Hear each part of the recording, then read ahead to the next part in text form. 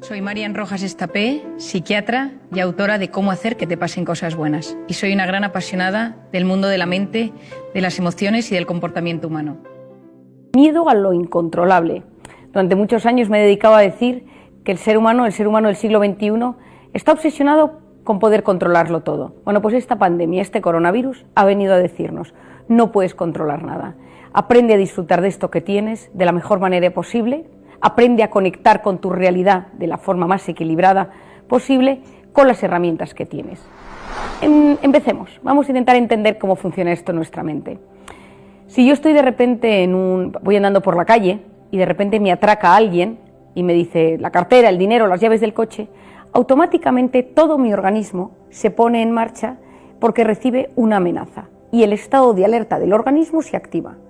Y se segregan en ese momento dos hormonas, la adrenalina, conocida por todos, y el cortisol, que es una hormona que quizá a algunos ya os vaya sonando. Son las dos hormonas principales que se ponen en marcha en los momentos de amenaza. Esas dos hormonas van a cambiar todo mi organismo. Voy a empezar con las conocidas taquicardias, porque empiezo a movilizar la sangre por todos mis tejidos, taquipnea, esa necesidad de meter aire, meter oxígeno, para que las células de mi sangre estén mejor nutridas, se empiezan a movilizar las grasas y tengo un pico de azúcar para poder tener energía dentro de mi organismo. Todo eso pasa en ese instante.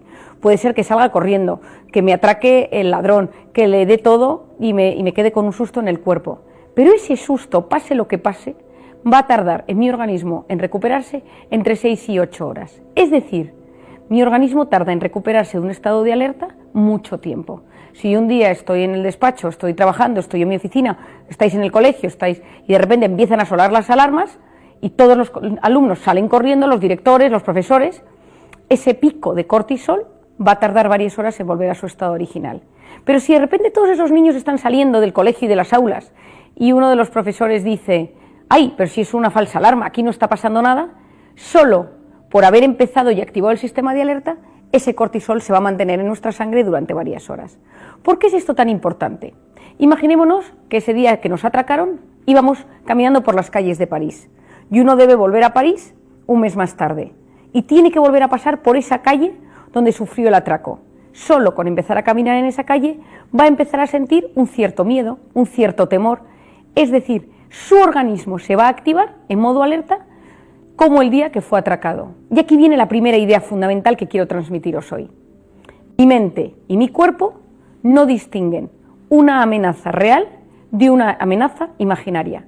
Ante algo físico real que me sucede o algo imaginario, se activan los mismos mecanismos de alerta y de alarma en mi cuerpo. Tengo COVID, miedo, cortisol y todo lo que ello significa. ¿Y si tengo COVID? ¿Y si mi hijo tiene COVID? ¿Y si mi colegio? ¿Y si mis padres? Es decir, el ¿y si? Que estamos viviendo, que llevamos un año viviendo, altera mi organismo de la misma manera que la realidad pura. Y aquí viene la segunda idea clave.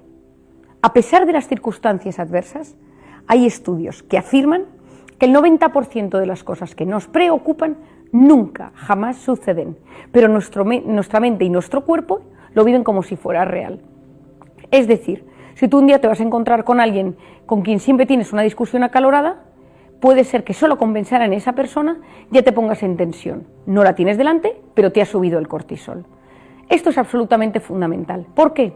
Porque el cortisol es una hormona cíclica. Por las noches es baja, a lo largo de la noche sube hasta las 8 de la mañana, que tiene su pico más alto, y luego vuelve a bajar. Es fundamental que sea así para que las hormonas de mi cuerpo funcionen de forma correcta, para que mi sistema de fertilidad, mi aparato digestivo, mi sistema neuronal, mi intestino, mis articulaciones, mi sistema inmune, que todo funciona como uno, funcione de forma adecuada. Y de esto depende el cortisol. El cortisol es básico, pero ¿qué pasa si yo vivo constantemente preocupado por algo, real o imaginario? ¿Y si me contagio? ¿Y si nunca se abren los colegios? ¿Y si los niños no quieren volver a las clases? ¿Y si la vacuna? ¿Y si? Todas esas cosas activan mi estado de alerta. Y eso lo que produce es una segregación constante de cortisol en el torrente sanguíneo. Es lo que yo denomino la intoxicación de cortisol. Es decir, todo mi aparato circulatorio se llena de esta hormona tan interesante y tan apasionante que es el cortisol. Y esa intoxicación de cortisol va a tener cambios a 3 niveles en mi organismo, en mi mente y en mi comportamiento. En mi cuerpo se me empieza a caer el pelo, empiezo a tener cambios en la piel, ¿Por qué? Porque cuando mi organismo está en estado de alerta, en estado de miedo, en estado de amenaza, lo que hace es utilizar sus recursos para hacer frente a ese desafío.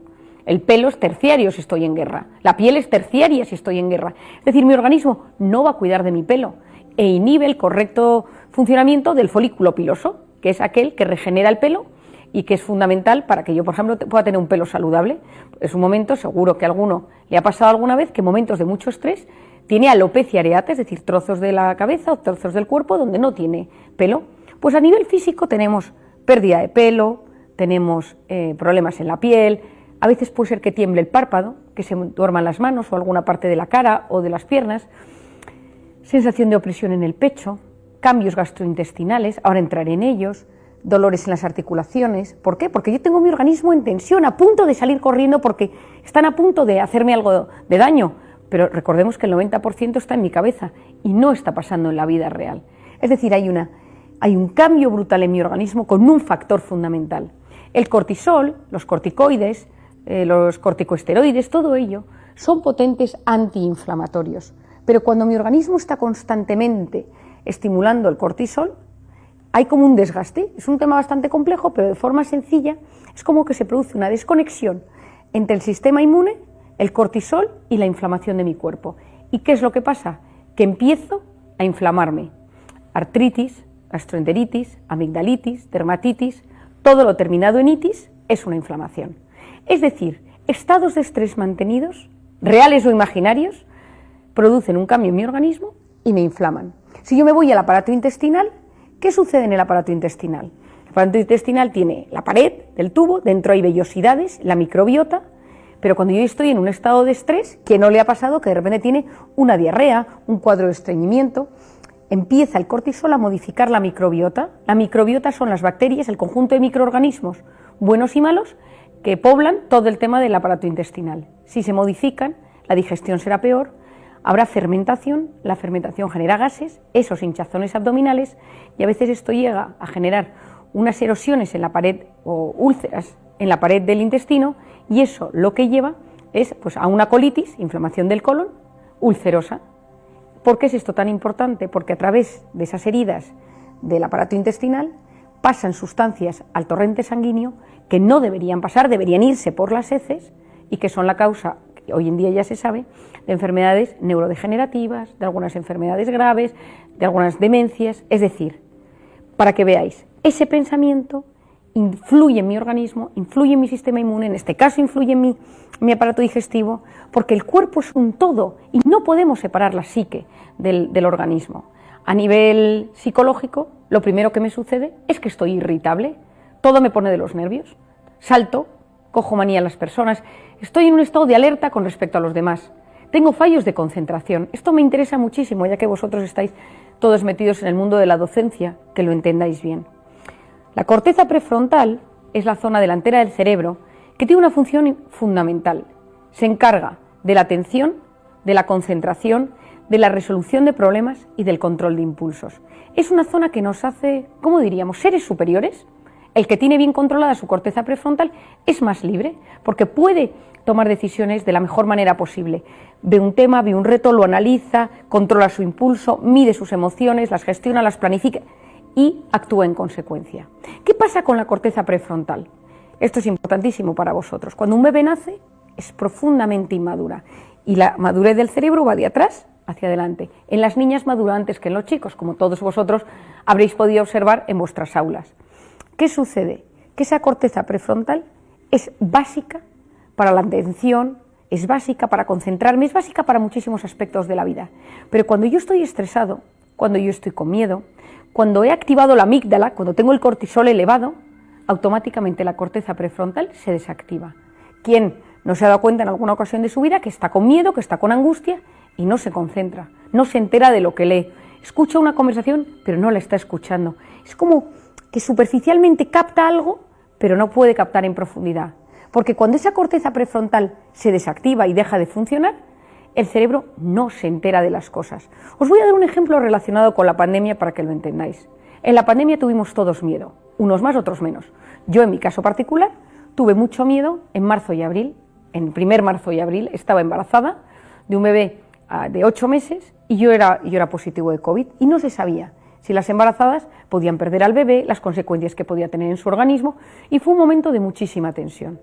Cada uno de nosotros, a nivel mundial, ha tenido miedo en algún momento, unos más tiempo y otros menos tiempo, pero todo el mundo ha pasado por una situación en algún momento de vértigo, porque alguien cercano tuvo COVID, porque uno lo tuvo, porque se sintió solo, porque se aisló, porque se confinó, por miedo en su trabajo, en su empresa, en gente que le ha llamado, en ir viendo las desgracias en el mundo, en observar las noticias a través de la televisión o los medios o las redes sociales. Es decir, todos nosotros hemos pasado una situación de miedo en algún momento. ¿Y qué sucedió?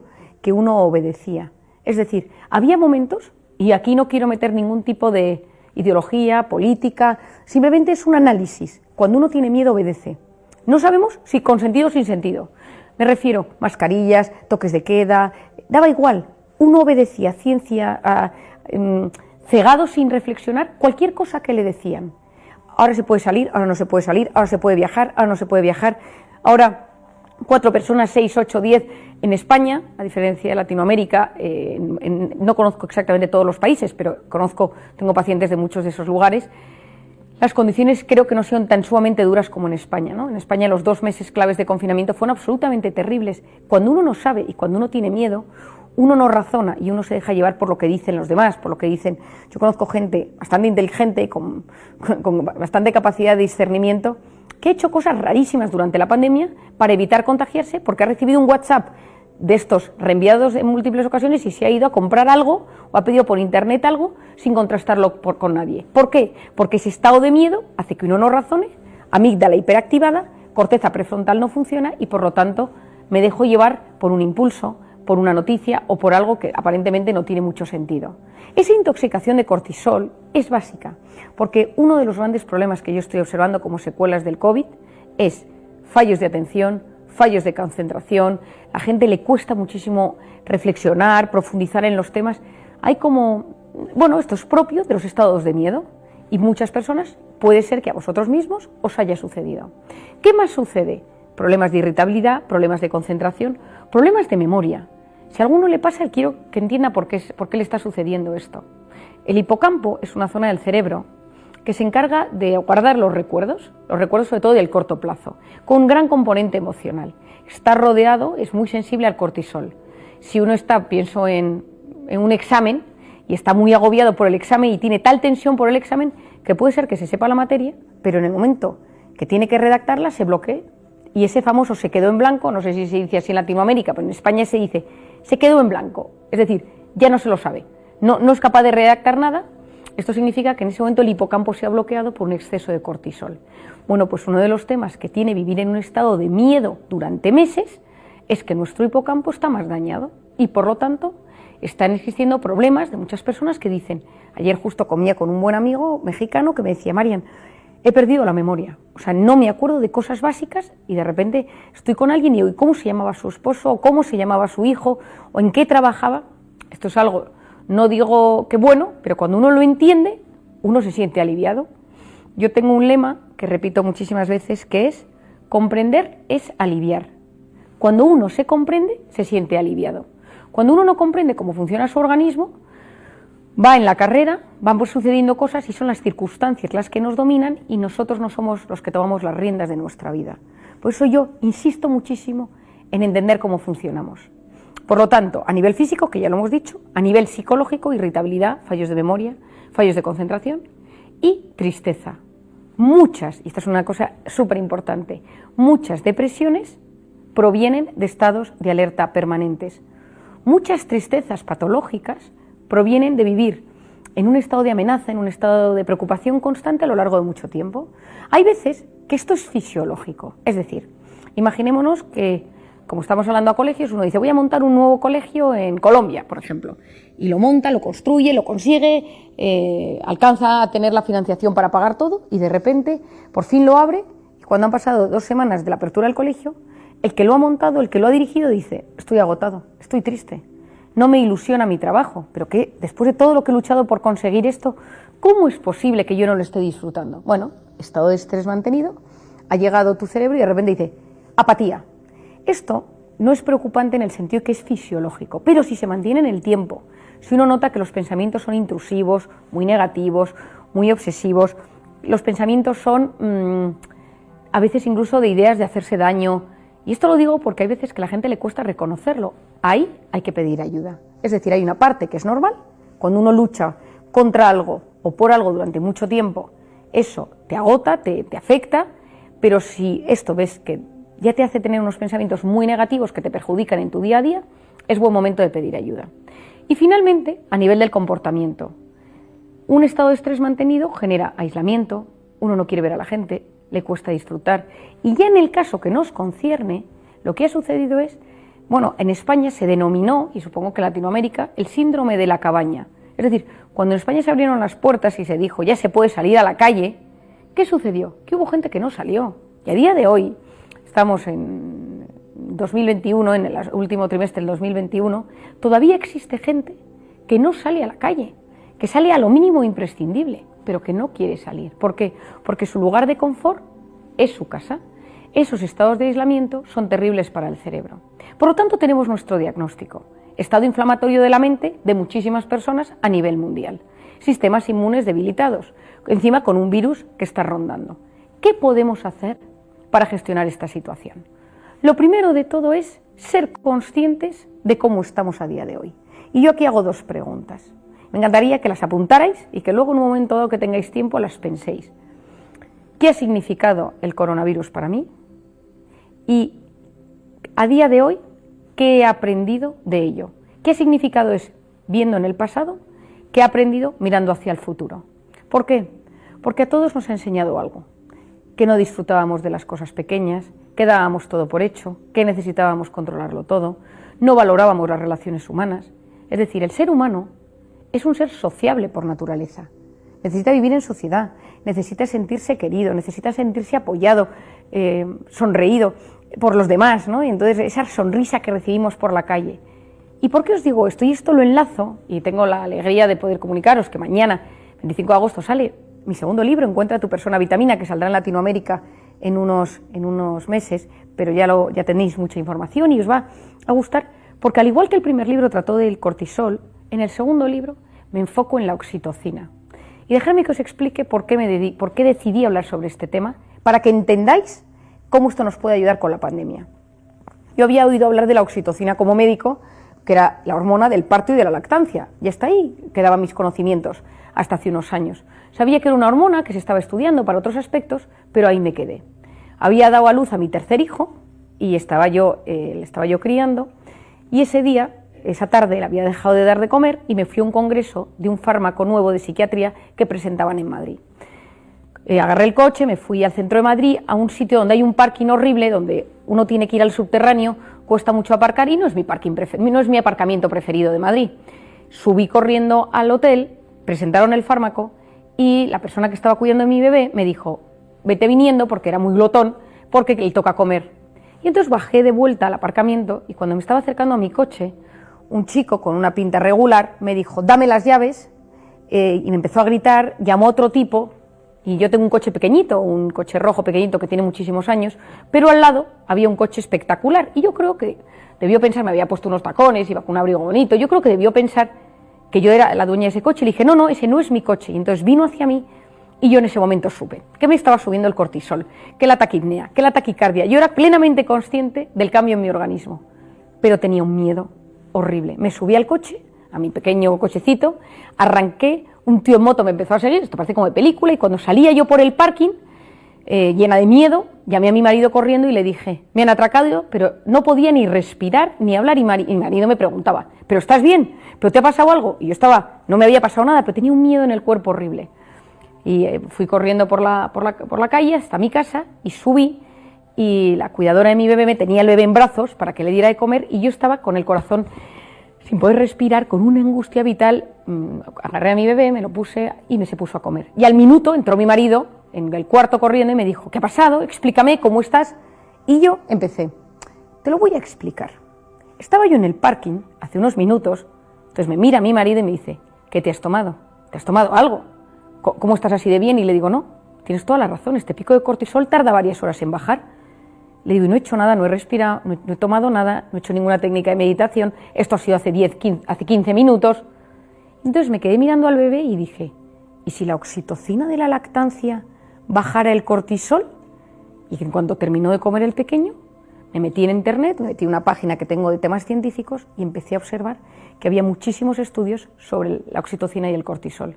Y estos 2 años me he dedicado a investigar la oxitocina. ¿Por qué?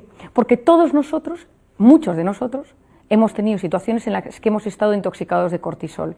Yo he hablado sin parar en conferencias, en charlas, en libros, en artículos sobre cómo bajar ese cortisol, pero acababa de descubrir una herramienta poderosísima, que era la oxitocina. Claro, no nos podemos poner todos a dar el pecho. Para empezar, la mitad de la población que es hombre no lo puede hacer, y la otra mitad no está en ese momento vital de su vida. Entonces, ¿cómo de forma natural se podía potenciar la oxitocina? Y eso me ha llevado a investigar estos años, y especialmente en la pandemia, cómo poder hacerlo. La oxitocina, os voy a explicar un poquito de ella, es la hormona de la lactancia y del parto, efectivamente, pero es la hormona de la empatía, de la confianza, de la inteligencia emocional, de los abrazos, del vínculo.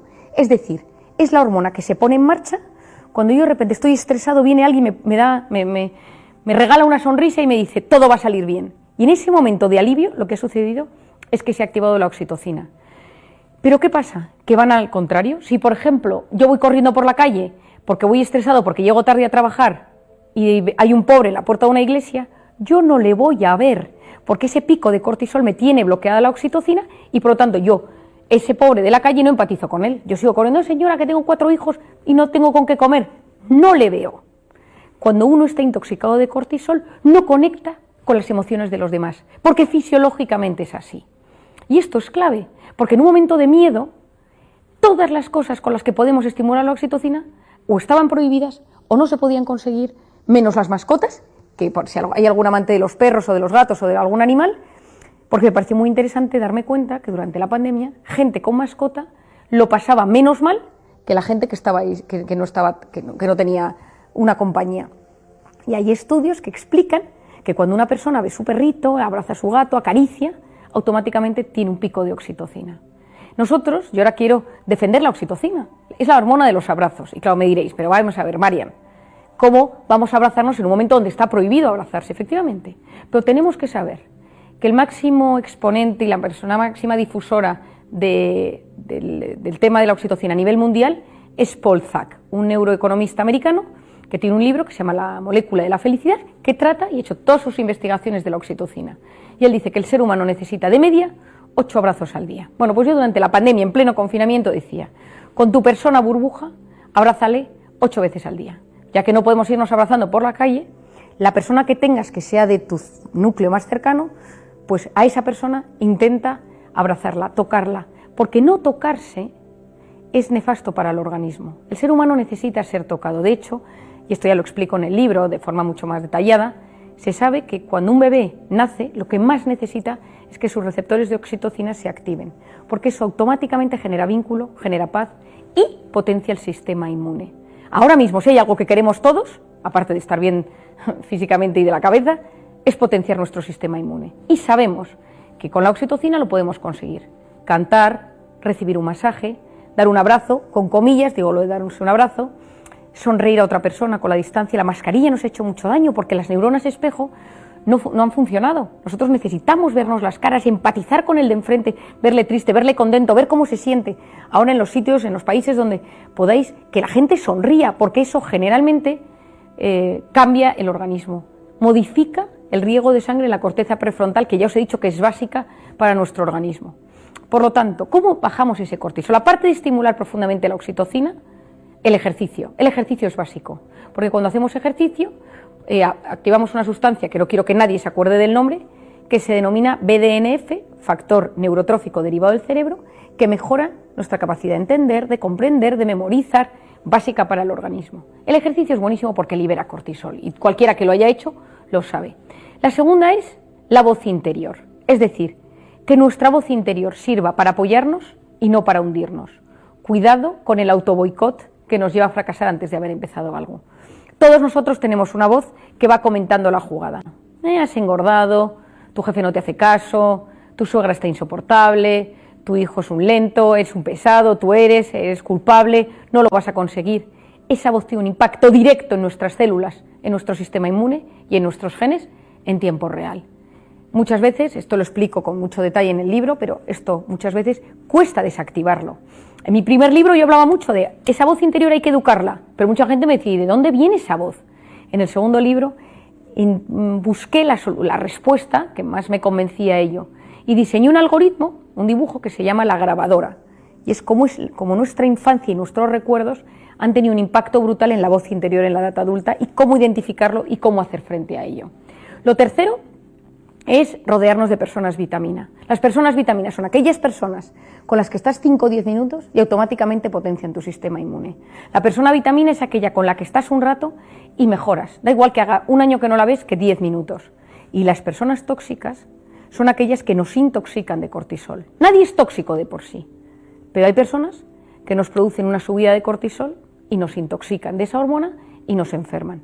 Por eso, y esto también lo explico con mucho detalle en este libro, por eso es tan importante gestionar a las personas tóxicas. Muchos se han visto confinados, se han visto encerrados en un ambiente donde había personas con las que no se sabían llevar bien, con las que no había un trato saludable, con las que no había pues un padre, una madre, un matrimonio que no funciona, una pareja, un hijo que es muy conflictivo. Tener esa persona dentro de casa ha aumentado los niveles de cortisol, por tanto inflamación, sistema inmune, enfermedades, cansancio crónico, y eso es clave. La cuarta es todo el concepto de la meditación o del mindfulness o de la oración. Yo siempre doy las 3 opciones porque cada uno según sus creencias o según su forma de ser le puede ser más útil uno u otro. ¿A qué me refiero? El mindfulness es la atención plena en el momento presente con técnicas de respiración. La meditación está más enfocada según cómo cada cual lo pueda hacer. La oración es las personas que tienen una creencia sobre un ser superior. Y cualquiera de estas 3 bien enfocadas son muy útiles y muy saludables para el organismo. Yo me acuerdo hace unos años trabajando en un hospital en Londres, que le pregunté al jefe, al que más sabía de temas de mindfulness, y me dijo, todo funciona siempre y cuando haya 2 actitudes, aceptación y abandono. Las personas que son creyentes tienen esta suerte de poder creer en un ser superior que les quiere, pero hay un montón de técnicas que nos ayudan a conectar con la respiración, con nosotros mismos y frenar el cúmulo de cosas. Hay que tener cuidado, yo suelo recomendar sobre todo mindfulness, meditación o oración para lo que lo necesite. Hay otras técnicas que no me convencen tanto porque he visto a veces efectos perjudiciales en las personas. Y para mí lo más importante es que el ser humano aprenda a salir de su estado de alerta y entre en su estado de recuperación. Esto en medicina, en psiquiatría, en psicología, en medicina interna, en fisiología, en biología se denomina sistema nervioso simpático, cortisol, estado de alerta, sistema nervioso parasimpático. El ser humano no está diseñado para vivir en modo alerta. El ser humano está diseñado para, de vez en cuando, estar en modo alerta y hacer frente a un desafío, desconectar, pasar al parasimpático, recuperar el sistema inmune, recuperarse mentalmente, psicológicamente, físicamente, para volver a pasar al sistema simpático. Si vivimos siempre en modo alerta, nos enfermaremos. Siempre, siempre, porque nuestro cuerpo, nuestro organismo y nuestra mente no aguantan vivir en guerra, vivir en batalla real o imaginaria constantemente. Y finalmente la alimentación. La alimentación es muy útil. Las dietas hoy en día son múltiples y hay miles de teorías. Hay dietas antiinflamatorias que son muy poderosas para estos casos. Yo en personas que han pasado situaciones de mucho estrés, que han atravesado el COVID, que se notan hinchadas, inflamadas, yo les recomiendo dietas antiinflamatorias y soy una fiel defensora, y esto lo sabe mucha gente, del omega 3 y de los probióticos. El omega 3 desinflama, potencia la red neuronal, mejora las arterias, y por el otro lado los probióticos tomados en el momento adecuado y los que son correctos nos regulan nuestro aparato intestinal. Por lo tanto, si hacemos un pequeño resumen, nos damos cuenta que cada cosa que nos sucede va teniendo un impacto a nivel físico y a nivel psicológico. Es decir, todo lo que nos sucede nos afecta de alguna manera y lo importante es que seamos conscientes de ello. ¿Cómo me ha afectado la pandemia? ¿Soy mejor o soy peor persona? ¿Cómo han afectado esto a mis relaciones sociales? ¿Ha cambiado alguna de las ideas más importantes que yo tenía sobre la vida, sobre la muerte, sobre la enfermedad, sobre el esfuerzo, sobre el disfrute? A mí me encanta hablar, filosofear con mis pacientes sobre la evolución de sus pensamientos a lo largo de este año. Ser conscientes de cómo estamos, si estamos tristes, si estamos contentos, si estamos agotados. Casi todos, no conozco a casi nadie, que no necesite unas vacaciones, yo la primera. Y que si uno puede descansar y desconectar unos días más o menos largos, esto es fundamental para el organismo porque esto no ha terminado. Es decir, hay variantes, la vacuna funciona casi siempre, pero estamos viendo casos en los que es refractaria. Tengamos cuidado y aprendamos a cuidar nuestra mente para que esto no nos juegue una mala pasada a nivel psicológico. Ser prudentes, saber quiénes son mis personas vitamina, saber cuándo me estoy quemando, saber cuándo estoy a punto de romperme, saber cuándo mi organismo me está hablando y me dice, cuidado, te estás yendo demasiado al límite, porque nos cuesta escuchar a nuestro organismo y cuando lo escuchamos es porque ya nos hemos roto. Y el organismo nos va mandando señales a lo largo de nuestra vida para avisarnos de que las cosas no van bien. Y finalmente, una última idea.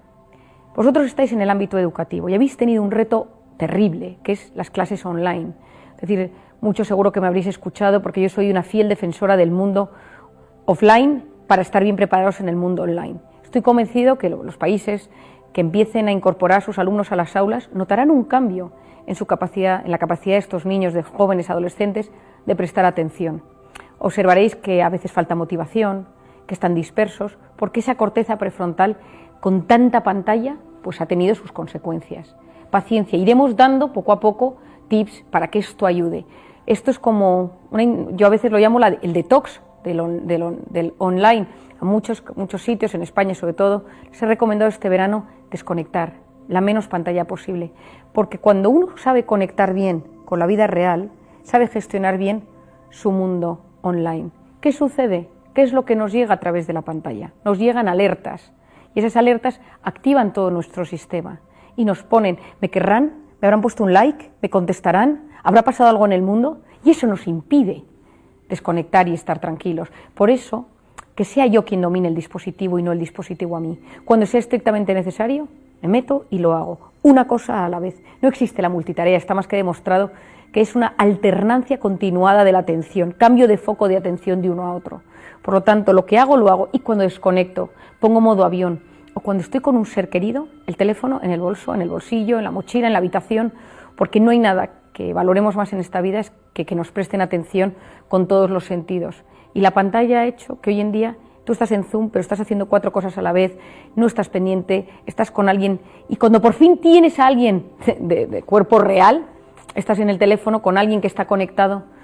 Yo lo que pido, lo que sugiero, es que aprendamos a valorar a las personas cuando las tenemos cerca. Que si tenemos a alguien por Zoom, por Teams, por WhatsApp, por lo que sea, que estemos pendientes de esa persona, que evitemos al máximo la dispersión, porque esto ayudará a que cuando todo esto pase, nuestro cerebro se quede lo menos tocado posible.